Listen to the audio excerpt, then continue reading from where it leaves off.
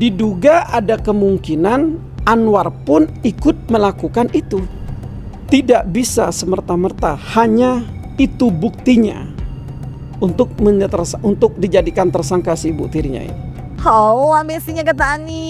Besti, tragedi dugaan kematian Nizam yang terus menjadi sorotan kini diduga bergulir makin memanas dari pihak keluarga Nizam. TR sang ibu tiri yang sudah ditetapkan sebagai tersangka kini justru buka suara terkait Anwar, ayah kandung Nizam. Bukan tanpa alasan, TR yang merasa dikorbankan ini seraya nggak terima dan menduga ada kejanggalan yang ia alami dari Anwar. Kalau sebelumnya ramai beredar terkait video dugaan pengakuan Nizam tentang siapa terduga pelaku penganiayaan terhadapnya, di mana diduga Nizam menyebut kata mama. Kini TR melalui kuasa hukumnya justru menduga adanya tekanan terhadap Nizam lantaran merasa pertanyaan tersebut selain tiba-tiba, tapi juga ada Anwar di dekat Nizam serta adanya pihak kepolisian yang sudah ada di lokasi.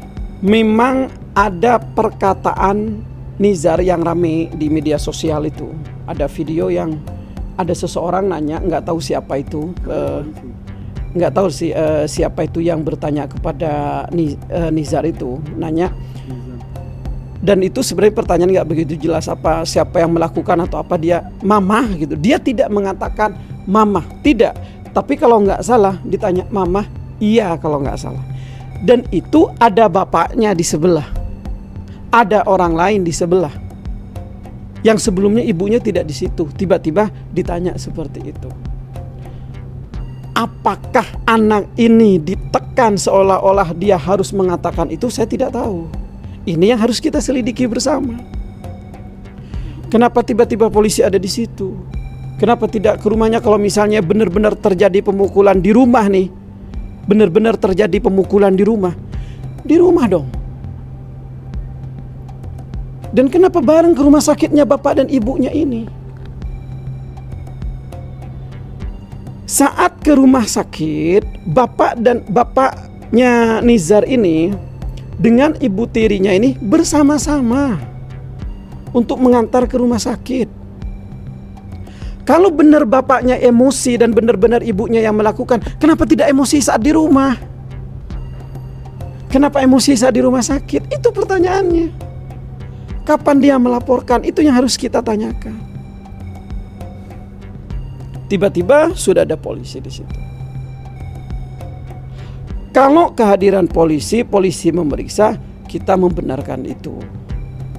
Dan itu adalah kewenangan. Tapi untuk mengembangkan perkara ini, untuk menyidik, selidiki secara detail siapa yang pelaku sebenarnya dengan bukti-bukti yang ada, dengan konstruksi yang ada, maka polisi itu harus melakukan itu. Artinya, kalau kami menganalisa saat ini ada indikasi bahwa pelaku sebenarnya yang sampai parah seperti itu adalah bukan ibu tiri. Ya, kasus Nizam yang sebelumnya ramai karena dugaan penganiayaan oleh TR selaku ibu tiri diduga memang cukup membuat TR geram. Menduga dirinya dikorbankan, TR melalui kuasa hukumnya menduga kalau Anwar terlibat. Terlebih menurut kubu TR, dari keterangan adik dari Anwar yang diduga menjadi saksi, diduga justru membantah terkait TR melakukan penganiayaan terhadap Nizam.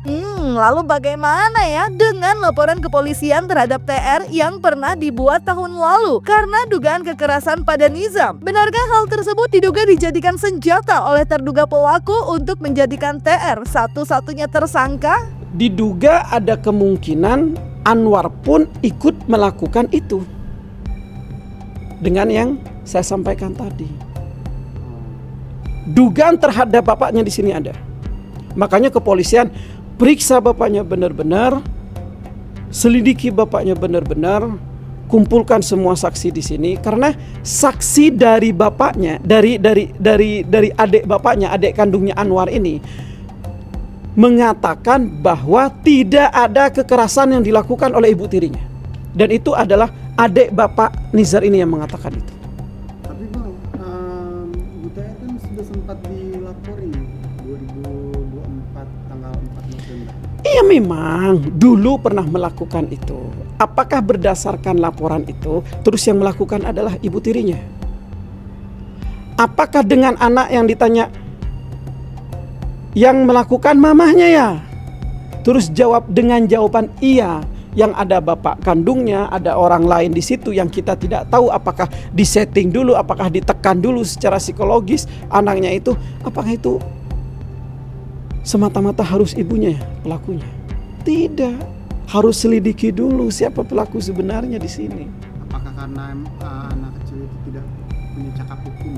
Betul, satu dia adalah anak kecil. Kedua, tidak bisa semerta-merta hanya itu buktinya untuk dijadikan tersangka si ibu tirinya ini. Hanya dengan alasan anaknya mengatakan itu. Apalagi anaknya ini kan sudah tidak ada. Lanjutan pertanyaannya kan tidak tahu gitu. Ya, keinginan agar Anwar benar-benar diselidiki memang sempat beberapa kali dilontarkan oleh kubu TR. Terlebih, Nizam tengah berada dalam asuhan keduanya sebelum meninggal. Nah, kalau TR kini sudah ditetapkan sebagai tersangka, namun kini seraya meminta keadilan agar ayah Nizam yaitu Anwar juga diselidiki. Bagaimana pakar hukum melihat kasus ini? Benarkah justru ada peluang untuk ayah Nizam akan terseret? Mengingat kini ramai isu dugaan Anwar diduga dianggap membiarkan terjadinya penganiayaan. Terlebih, Anwar pun kini dilaporkan oleh Lisnawati, ibu kandung dari Nizam, dengan dugaan penelantaran anak. Kalau misalnya ayah kandungnya tahu dan membiarkan tidak mencegah, ya jelas dong, dia juga pasti akan dikenakan tidak pidana. Membiarkan kejahatan atau tidak pidana terjadi kepada anaknya sendiri kan. Kalau bicara tentang laporan dugaan penelantaran anak terhadap dari ayah kandung, ini juga perlu dibuktikan. Jadi semua harus perlu dibuktikan ya.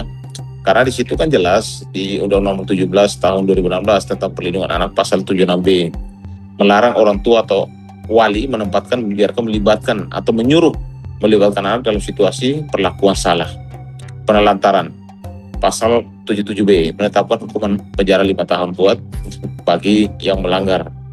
Dan Undang Perlindungan Anak itu jelas tanggung jawab orang tua meliputi mengasuh, memelihara, melindungi, dan juga mendidik anak. Jadi dalam kasus ini saya selaku Dewan Etik Perlindungan Nasional Anak Indonesia, karena anak masih bawah umur 12 tahun, saya sangat prihatin terhadap pelaku kejahatan terhadap anak. Apalagi menyebabkan seorang anak yang harusnya menikmati kekanak-kanakan, menikmati pendidikan, tapi harus merenggang nyawa karena kekerasan yang sangat sadis. Kita lihat dulu peran bapaknya sebagai apa. Apakah bapak ikut juga dalam membantu penganiayaan atau dia juga adalah pelaku penganiayaan?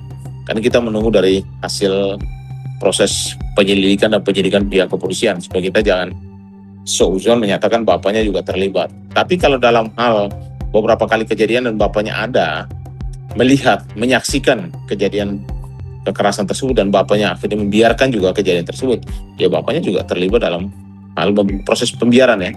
Pembiaran terjadi tidak pidana di lingkungan rumah tangga sendiri gitu. Tapi ini kan kasus kriminal.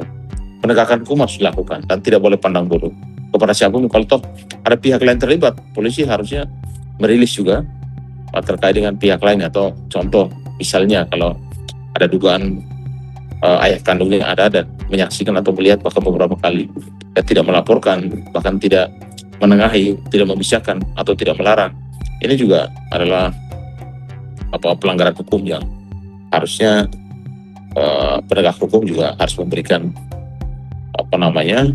konsekuensi hukum kepada ayah kandungnya. Tak hanya ibu tiri Nizam yaitu TR yang kini telah menjadi tersangka dan diduga merasa tak terima karena menduga dirinya dikorbankan. Ibu kandung Nizam yaitu Lisnawati juga tak kalah getol mencari keadilan untuk Nizam. Ia bersama kuasa hukumnya pun terlihat menemui Rieke Diah Pitaloka, artis sekaligus anggota DPR RI, untuk meminta perlindungan karena mendapat ancaman teror, di mana ia diminta untuk tak lagi banyak bicara. Kedatangannya pun berharap agar kasus sang anak bisa diusut agar bisa jelas siapa saja sebenarnya yang terlibat dalam kasus tersebut. Buat semua orang, tidak hanya di tataran masyarakat tapi juga terlebih di tataran penegak hukum yang beberapa kali kita sudah ditemukannya tingkat keparahannya KDRT dari yang sangat ringan sampai kemudian terjadi kehilangan nyawa. Nah, ini harus menjadi alarm penting buat kita di dalam proses penanganan, terutama di dalam penegakan hukum, sehingga nanti dalam pemberkasan proses hukum terhadap isu sambung ini harus mengungkap seluruh latar belakang kenapa peristiwa ini bisa terjadi, sehingga akan mengungkap siapa sebenarnya yang juga harus dimintai pertanggungjawaban, termasuk tadi menggunakan lintas undang-undang. Undang-undang Lex Specialis KDRT kita sudah punya dari tahun 2004, sudah cukup panjang sehingga seharusnya penanganannya menjadi lebih komprehensif, ditambah dengan Undang-Undang Pelindungan Anak dan juga KUHP maupun KUHAP yang baru, yang tentunya ini bisa menguatkan bagaimana rasa keadilan di masyarakat dan yang sangat penting menghentikan praktek kekerasan dalam rumah tangga. Ya.